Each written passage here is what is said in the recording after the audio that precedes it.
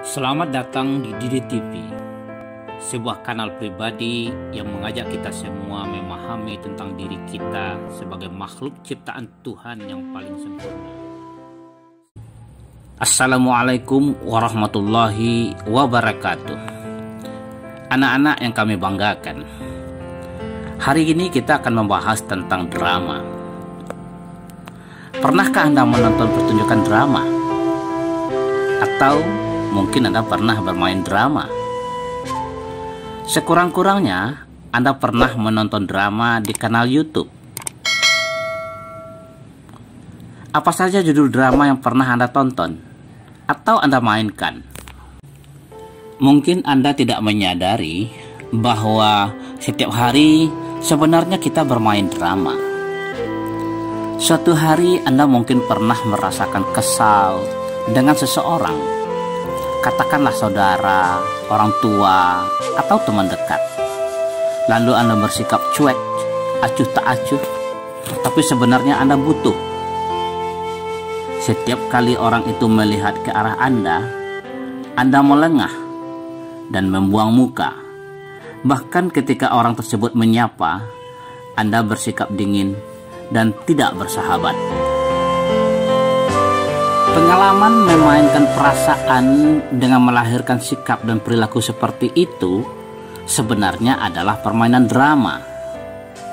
Namun dalam permainan dan pertunjukan drama, peristiwa seperti itu direkayasa, dikarang, dan ditata sedemikian rupa dan dilakukan atau diperankan oleh orang-orang yang bukan sebenarnya, sehingga pertunjukan tersebut seolah-olah memperlihatkan rangkaian sebuah peristiwa secara utuh.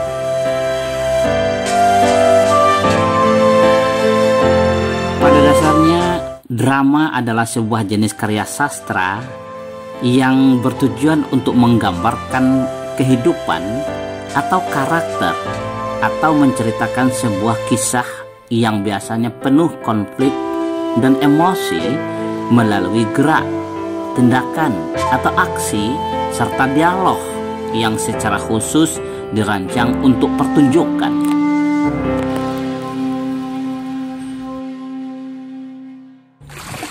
Anak-anak yang kami banggakan, dalam bab tentang drama, kita akan membahas 4 pokok bahasan atau materi.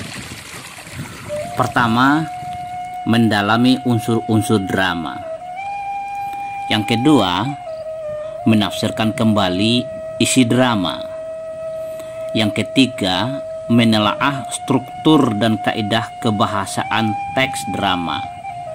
Dan yang keempat, menuliskan teks drama. Mari kita mulai dari yang pertama, mendalami unsur-unsur drama. Setelah mempelajari materi ini, Anda diharapkan mampu mengenali dan mendalami unsur-unsur drama, baik tradisional maupun modern, yang disajikan dalam bentuk pentasan dan naskah. Sebelum melanjutkan pembahasan lebih jauh, mari kita saksikan cuplikan drama berikut ini. Sudah. Ayo kita pergi.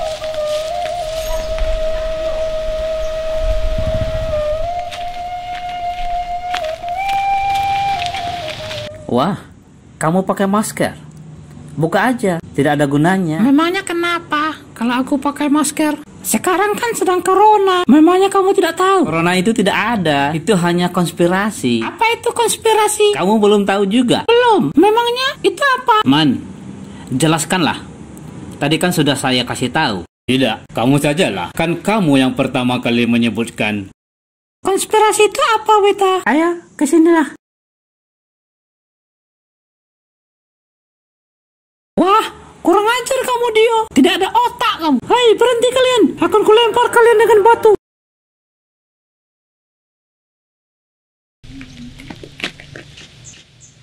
Lihat saja, saya lempar kamu.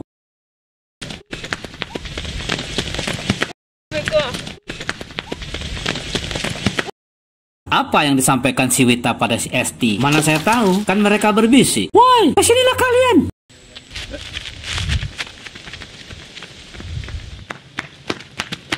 Ampun, Wita itu bohong. Bukan itu arti konspirasi. Dari cuplikan drama tadi, apa yang Anda pahami karakteristik atau ciri-ciri dari sebuah drama? Ya, pertama, drama adalah cerita atau fiksi. Ia bukan kejadian yang sesungguhnya. Kedua, drama dilakukan dalam bentuk dialog antara beberapa orang. Dalam contoh di atas, Anda melihat ada 3 orang atau 4 orang yang berdialog.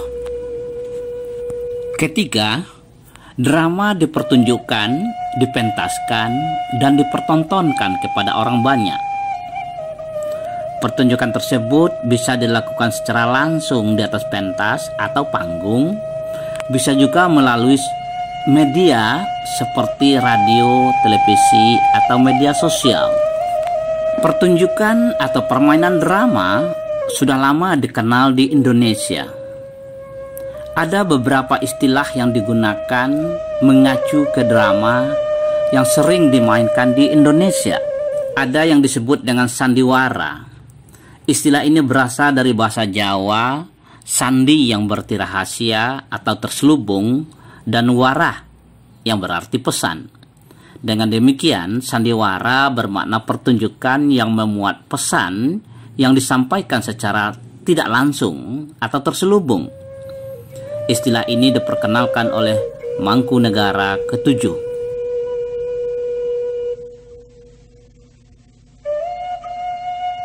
Di Jawa Barat, masyarakat mengenal istilah lakon untuk karya sastra berupa sandiwara yang mengangkat peristiwa atau cerita yang terjadi atau karangan yang disampaikan melalui pertunjukan, baik oleh manusia atau boneka atau wayang sebagai pemain.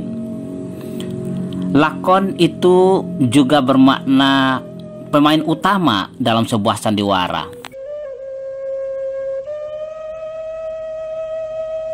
Pada masa penjajahan Belanda, masyarakat mengenal istilah tonil yang mengacu ke sandiwara atau drama. Ada lagi sendra tari yang merupakan akronim dari seni, drama, dan tari. Artinya, sebuah jenis drama yang dipentaskan dengan tarian tanpa dialog, biasanya diiringi dengan musik. Tablo adalah jenis drama yang mengutamakan gerak ketimbang dialog. Pemain drama tidak mengucapkan dialog. Jalan cerita disampaikan melalui gerakan-gerakan dan bunyi-bunyian yang dihasilkan oleh pemain. Ada juga opera, drama yang dialognya dinyanyikan dengan iringan musik.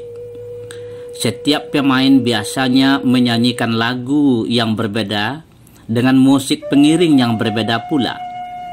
Drama jenis ini mengutamakan nyanyian dan musik. Untuk opera yang pendek disebut dengan operet. Ada juga drama yang dialognya diiringi dengan melodi musik, disebut dengan melodrama. Ekspresi wajah dan gerak tubuh yang diiringi dengan musik menentukan keberhasilan pengungkapan pesan. Di Sumatera Barat, masyarakat mengenal randai, sebuah pertunjukan drama tradisional yang menggabungkan gerakan-gerakan tarian berbasis silat yang diiringi dengan nyanyian yang mengisahkan cerita tentang kepahlawanan, konflik percintaan, dan perjuangan kehidupan. Farce adalah sebuah jenis drama yang menyerupai dagelan, tapi tidak sepenuhnya dagelan. Ada juga tragedi, sejenis drama yang menyajikan kisah kesedihan. Ada juga komedi, sebuah drama yang menyajikan cerita atau kisah kegirangan atau kegembiraan.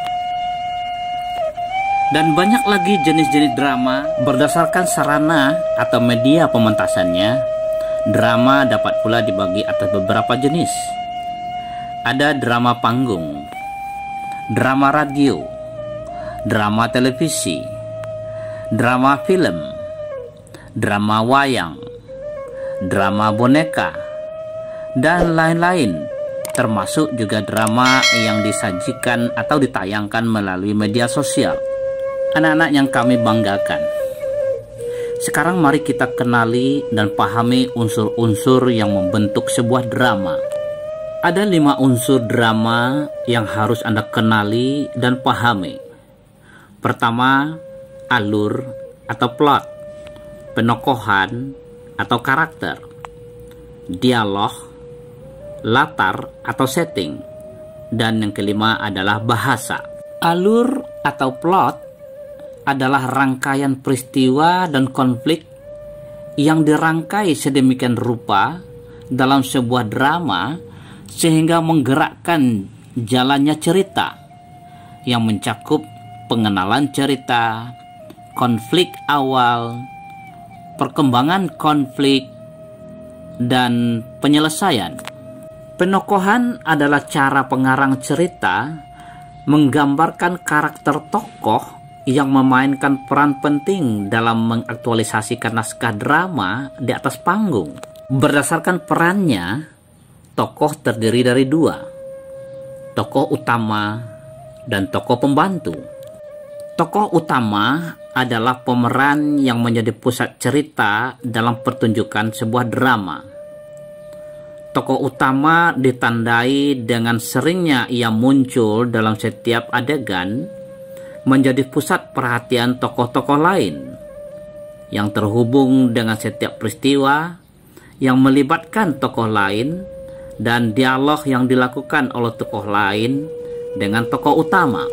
Sedangkan tokoh pembantu adalah tokoh yang dihadirkan dalam sebuah drama untuk mendukung jalan cerita yang terkait dengan tokoh utama. Dari segi karakter atau perwatakan dan perannya, tokoh drama terbagi atas 4. Tokoh yang berkembang, tokoh pembantu, tokoh statis, dan tokoh serba bisa. Tokoh yang berkembang adalah tokoh yang mengalami perubahan dari awal cerita menuju akhir pertunjukan, seperti dari jahat menjadi baik atau sebaliknya. Tokoh pembantu adalah tokoh yang berperan memberikan penguatan dan dukungan terhadap peran yang dimainkan oleh tokoh utama. Tokoh statis adalah tokoh yang tidak mengalami perubahan karakter dalam sebuah drama. Sedangkan tokoh serba bisa adalah tokoh yang bisa memerankan berbagai karakter dalam sebuah pertunjukan atau permainan drama. Dialog adalah interaksi atau percakapan yang dilakukan oleh pemain atau tokoh dalam sebuah pertunjukan drama. Ada 3 elemen dialog yang harus Anda ketahui dan pahami. Tokoh, wawancang, dan kramanggung. Tokoh adalah pelaku yang memainkan peran lebih besar daripada pemain-pemain lain di dalam sebuah drama. Wawancang adalah dialog atau percakapan yang harus dilakukan atau diucapkan oleh pemain drama. Sedangkan kramanggung adalah penampilan atau pertunjukan atau perilaku, perbuatan, atau aksi yang dilakukan oleh pemain drama. Latar adalah penjelasan tentang ruang atau tempat dan waktu kejadian peristiwa atau cerita yang dipentaskan. Latar biasanya dijelaskan dalam bentuk pertunjukan atau pementasan yang disebut dengan kramanggung, atau bisa juga melalui percakapan atau ucapan pemain, atau melalui tata panggung dan pencahayaan. Bahasa adalah media dialog, percakapan, atau komunikasi antara tokoh atau pemain drama. Melalui bahasa yang digunakan oleh tokoh dan cara berbahasa tokoh, kita mengetahui watak atau karakter tokoh tersebut, latar atau peristiwa yang sedang berlangsung atau dipertunjukkan. Anak-anak yang kami banggakan, demikianlah bahasan kita tentang mendalami unsur-unsur drama. Ingat, Setelah mengikuti tayangan ini, Anda harus mampu mengenali dan mendalami unsur-unsur drama, baik drama tradisional maupun drama modern yang disajikan dalam bentuk pementasan dan naskah